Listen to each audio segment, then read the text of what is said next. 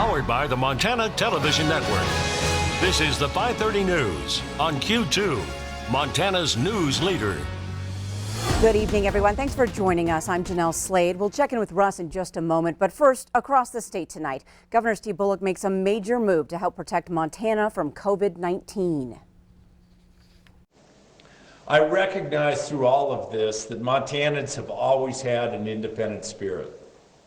Yet at the same time, we've never shied away from looking out for our neighbors. We've always made sacrifices for the overall good of our communities. Less than an hour ago, Bullock addressed the state and issued a stay-at-home order across Montana to help slow the spread of the growing virus.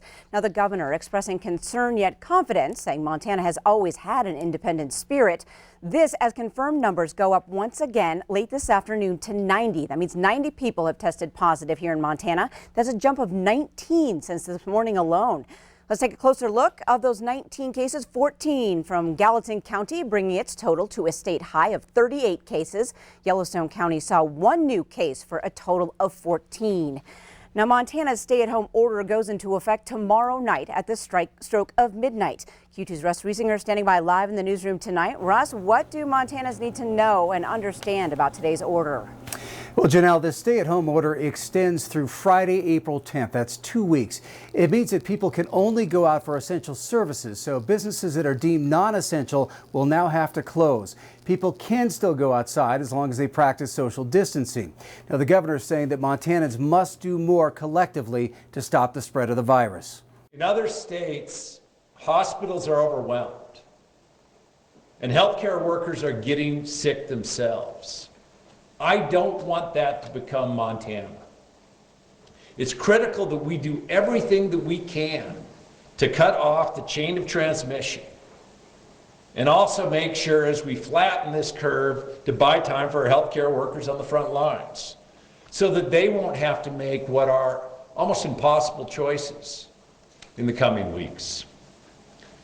In consultation with public health experts, healthcare providers, and emergency management professionals, I've determined that to protect public health and human safety, it's essential to the maximum extent possible that individuals stay at home or at their place of residence.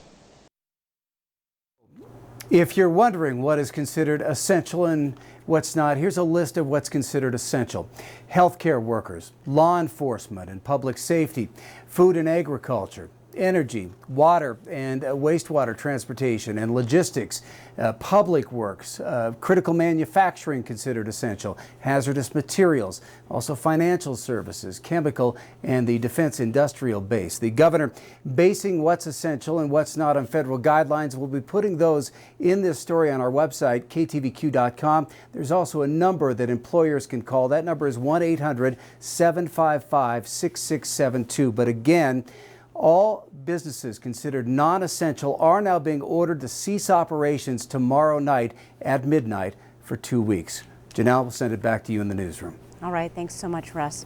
Well, the governor's order will have an effect on businesses, but many will be allowed to keep their doors open. Q2's David J. joining us now with details on what that list of businesses and services could look like, a bit expanded. David.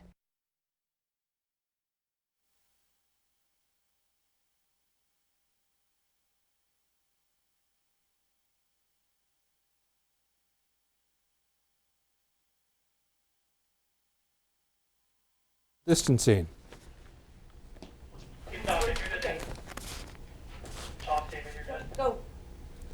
He said that staying home has many businesses staying open. The governor's order lists many that are considered essential, and that list he advises many individual Montanans to stay at home and practice social distancing.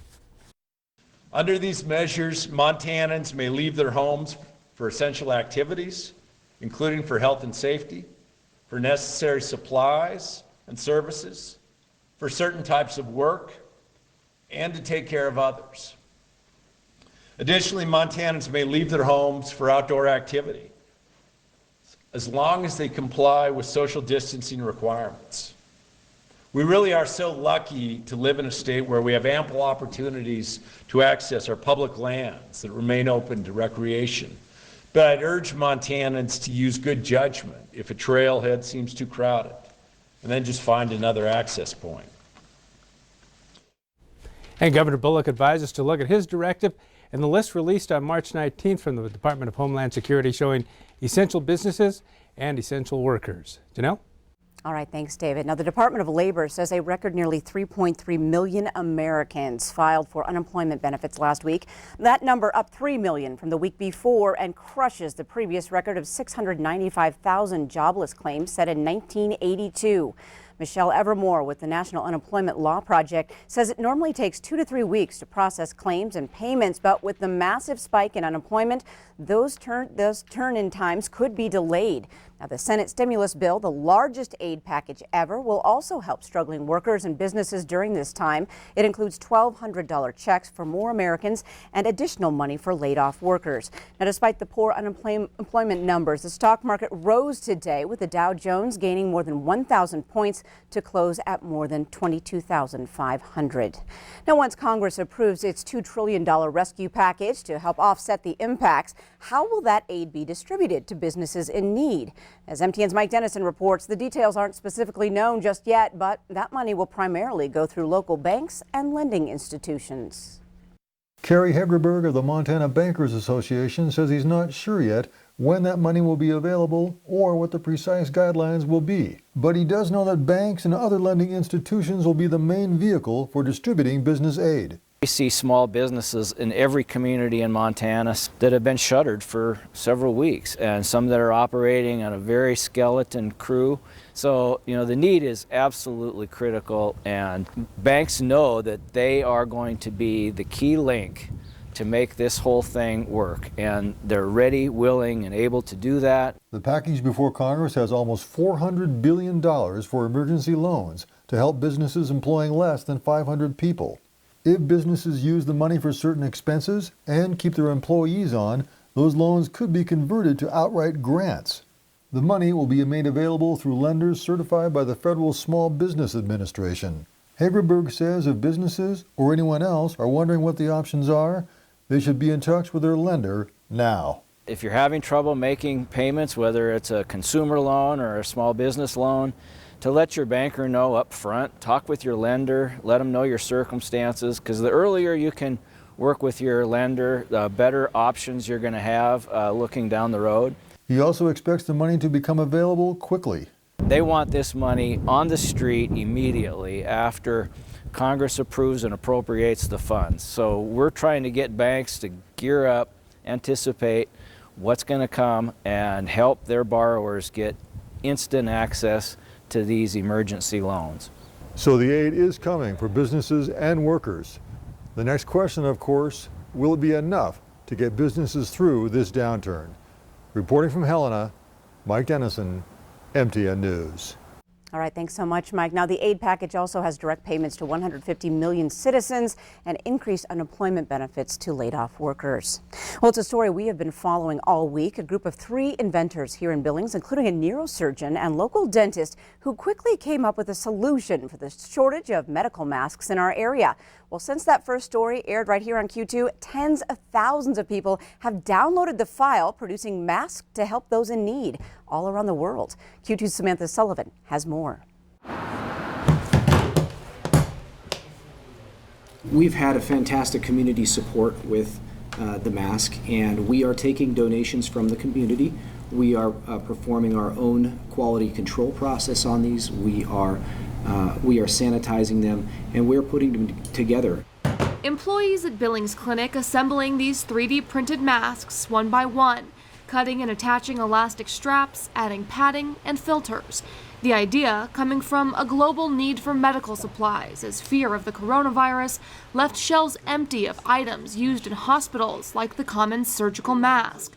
Since publishing their design on Sunday, there have been at least 30,000 downloads of this design from countries all over the world. We've heard from people in Scotland. We've heard from people all around the country. Yesterday we had phone calls from Orange County, California, from Seattle, from New York, from Michigan, from Florida, from Texas.